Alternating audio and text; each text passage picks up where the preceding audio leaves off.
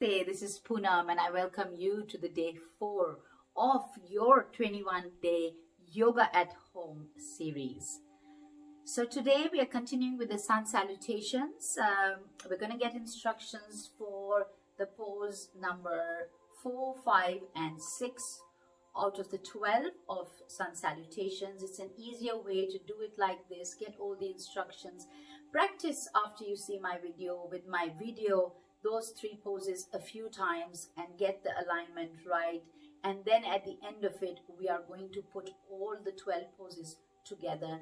By then you will have had the instructions, so we will be in a position to do that in a nice flow. Okay, so let's go straight away to our mats.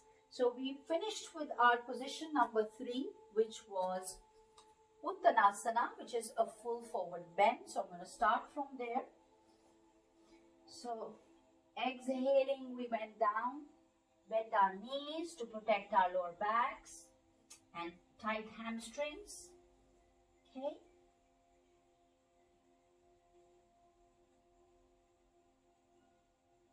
So position number 4. Raise your left leg, balance your weight on your right foot. Make sure that your hands are on the floor to support.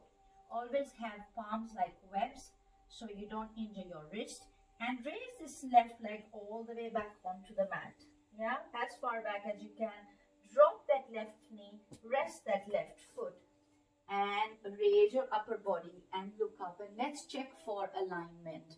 This is our low lunge pose, and it's also called Ashwa Sanchalanasana or equestrian pose. Okay, so checking for this pose, the alignment is your front leg, your ankle and your knees are in one line, and your hip and your knee is one line. Yeah, so alignment is very important to get that balance. Okay, and for your left leg, that you can see the hip and the knee are in one line, and the knee and the toes all the way up to the toes are in one line. Yeah, if your knee goes in, you will fall this way and you will not be balanced. Yeah, so once you're here, we look up, neck is relaxed, so we got a straight back, and making sure that this pose elongates the back, so the head is sort of held high, and we have a sinking of this tailbone and the hips, and depending on your bodies and how flexible or tight your hips are, you may not be comfortable to do it more or further down than this, so you may be holding your position. Just note that your alignment stays in line, yeah, whether you're in this position or in your this, and make sure your knee doesn't go over your toes, and that will injure this knee, okay, while you are moving. And if you can't sink completely into it, well and good. So 2 modifications for beginners here. If you find that your knee is giving you a little bit of trouble, or you have discomfort on it, you can roll up a blanket and or a towel and place under that knee. And for others who have a bit of tight hips, here I've got 2 blocks. You can take the weight off and release yourself by putting your weight through your arms on these blocks, so that way it can help you lift that pressure from that hip area, and you can just hold the block and look up. Yeah, so blocks are very good props that we do use depending on how your body is responding on the day and what you need. So please listen to your bodies and be mindful. That is very important and your responsibility in any online program. Okay, so from here we're going to take 3 breaths. So let's place our hands just behind the right knee, and we're taking 3 breaths. Again, mindfulness. We're breathing in from the universe. As we breathe out, we are letting our breath go deep into the earth through the tailbone. Okay, so let's create that mindfulness.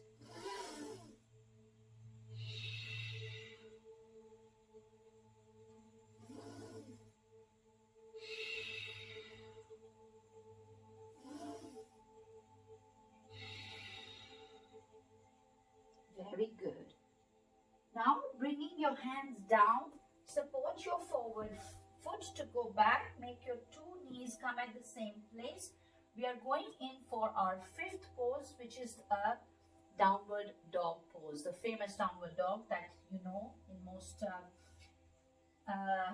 yoga classes. There is a lot of downward dog. It has many benefits. So the instructions are, your hands have to be like webs, yeah, like straight hands. So the entire hand and fingers are supporting you. Activate your toes at the back, activate them, and through your tailbone here and your core strength, lift yourself up from the middle. So inhaling and lifting yourself from the tailbone and trying to make an inverted V.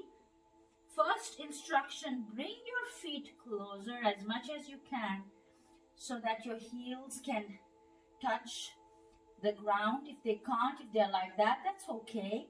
Make sure there's distance of 1 foot between your 2 feet. Second instruction is, take a deep inhale and bend those knees.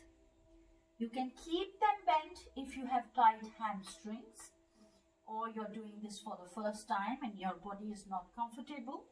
So please listen to your bodies. Otherwise, as you breathe out, bring your head closer to your knees and just straighten those knees out. So what you've done is, you've achieved that your shoulders are away from your ears. And you have a nice stretch of your arms as well, okay? We take 3 breaths here again. And while we take our breaths, we are going to do a little bit of hamstring stretches by lifting one heel at a time. So inhaling through the nose, exhaling. One more time, inhale and exhale is 1 breath. Last one, inhaling and exhaling. Okay, so we're going to go in for now our 3rd position for today, or the number 6 position. Okay, so in Hatha Yoga, it is called Ashtanga, and I call it a little funny pose. But we first come into a plank. This is a high plank. And if somebody can't be like this, you can always bring your knees in. If you are tired or you don't have the strength in your arms to lift yourself for a couple of breaths.